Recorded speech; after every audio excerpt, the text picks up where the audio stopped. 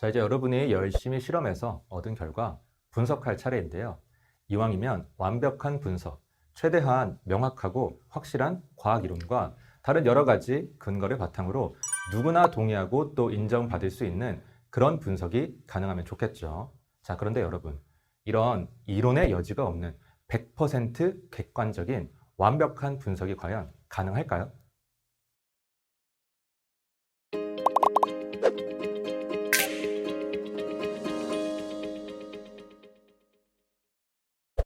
여기 실험 데이터가 하나 있는데요. 이 데이터의 경향성을 파악하기 위해 추세선을 그어보려고 해요. 결과 분석이죠.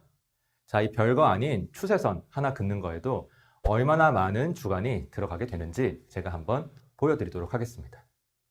먼저 실험한 학생이 보기에는 이런 선형 추세선이 적절할 것 같았나 봐요. 그런데 교수님한테 보니까 선형일 것만 같은 느낌이 와서요 라고 할 수는 없으니까 예전 논문을 좀 찾아봤더니 이게 웬일이야? 여기서도 선형적인 관계가 성립한다고 그러네. 신나게 정리해서 랩미팅 때 교수님, 제가 예상했던 대로 이렇게 나왔습니다 했더니 교수님께서 그 논문 믿을 수 있는 거냐? 내가 보기엔 이런 지수함수적인 관계가 성립하는 것 같은데? 그럼 우리가 새로운 사실 밝혀낸 거 아니냐?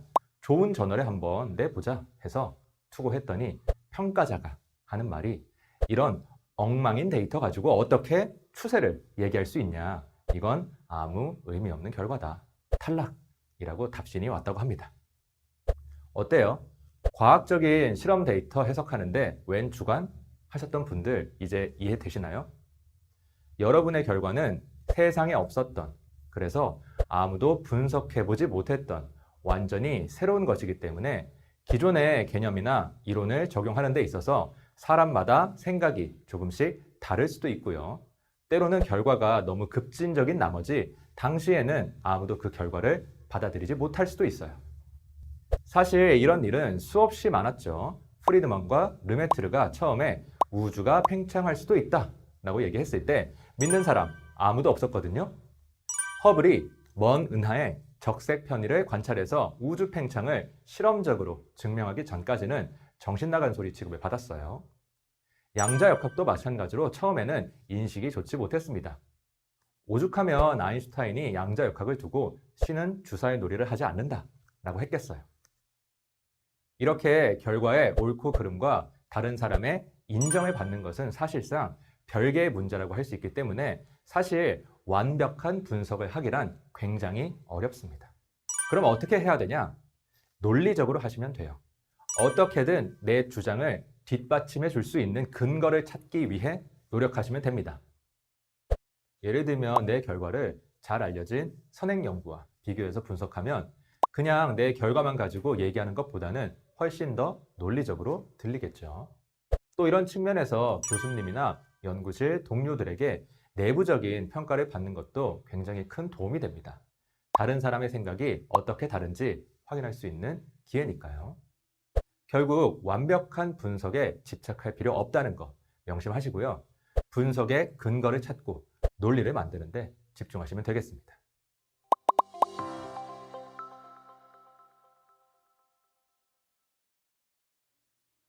여러분, 실험 데이터가 다 논리적이에요? 아니죠. 이 데이터 자체에 모순이 있는 경우가 생각보다 굉장히 많아요.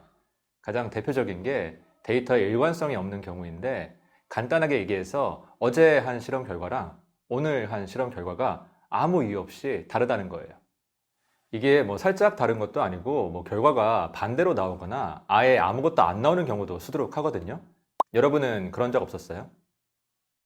저는 발광체라고 하는 빛이 나는 물질을 합성하는 실험을 했는데요. 결과물을 분석하려고 용매를 넣어서 희석을 좀 시켰더니 갑자기 빛이 사라지는 거예요. 그래서 용매에 문제가 있나 싶어서 다른 용매를 써보기도 하고 희석하는 과정에 문제가 있었나 싶어서 농도를 조절해 보기도 하고요. 심지어는 공기를 차단해 보기도 했는데 희석만 했다 하면 자꾸 빛이 사라지는 거예요. 그냥 물 캐기만 하는 건데 왜 그럴까? 말이 안 되잖아요. 나중에 알고 보니까 황당하게도 제가 희석할 때 사용했던 용기가 하필 합성된 물질이 잘 달라붙는 재질이더라고요. 희석하려고 용기에 옮겨 담는 순간 물질은 용기벽에 다 달라붙어 버리니 측정하면 아무 빛도 안 나왔던 거죠. 저는 높은 온도에서 가열하는 실험을 많이 했는데요. 항상 같은 용기에 같은 장비를 써서 가열하는데 한동안은 계속 결과가 좋다가 갑자기 어느 순간부터 결과가 나쁘거나 심지어 아예 안 나오기도 하는 거예요. 뭐가 문제인가 싶어서 낮 시간에만 해보기도 하고 또 밤 시간에만 해보기도 하고 처음 할 때랑 비슷하게 날씨의 습도까지 맞춰서 해봤는데도 잘 안 돼서 이걸 어떻게 해야 하나 고민하고 있었는데 나중에 확인해 봤더니 잘 될 때는 선배 한 분이 승우 속도를 빠르게 조절해 뒀었고 잘 안 될 때는 다른 선배가 승우 속도를 느리게 조절해 둔 거였더라고요. 얘기 들어보니까 정말 고생 많이 했을 것 같은데 이렇게 실험 결과에 일관성이 없을 때는 어떡하냐? 우선 장비 탓부터 하세요. 실험 장비, 특히 여러 사람이 같이 쓰는 공용 장비 같은 경우에는 혹시 전 사람이 사용했을 때 문제가 없었는지 또는 사용 후에 설정이 달라진 게 없는지 제일 먼저 확인해 보시면 됩니다. 또 같은 장비라도 세부적인 사용 방법은 사람마다 조금씩 다 다르기 때문에 사소하지만 이런 부분이 실험 결과에 분명히 영향을 줄 수 있어요. 두 번째는 이제 나 자신을 돌아보는 겁니다. 어제의 나와 오늘의 내가 어떻게 달랐는지 곰곰이 한번 생각해 보세요. 이때 실험 노트를 잘 써 두셨다면 정말 도움이 많이 될 거예요. 세 번째는 내가 사용하는 물질들이 쉽게 변성되는 것들인지 확인이 필요합니다. 특히 맑은 날엔 잘 되는데 비 오면 잘 안 되더라 이런 경우 굉장히 많거든요. 습도 문제가 있는 거죠. 아니면 더울 땐 잘 되는데 추울 땐 잘 안 되더라 이런 경우도 있고요. 이 실험이 여러분들 생각보다 훨씬 더 온도에 민감할 수 있거든요. 하여튼 아무리 사소한 거라도 하나하나 다 따져볼 필요가 있는데 왜 퇴고 혼자 하기 힘든 것처럼 이게 혼자 알아내기는 좀 힘들 수도 있거든요. 가능하면 실험 경험이 많고 장비에 익숙한 연구실 선배나 교수님의 도움을 받는 게 제일 좋겠네요. 이번 강의에서는 여러분의 실험 결과를 분석하는 방법에 대해서 알아봤는데요. 누구나 동의하는 100% 객관적이고 완벽한 분석은 불가능하다라는 사실을 받아들이는 것부터 시작이라고 했어요.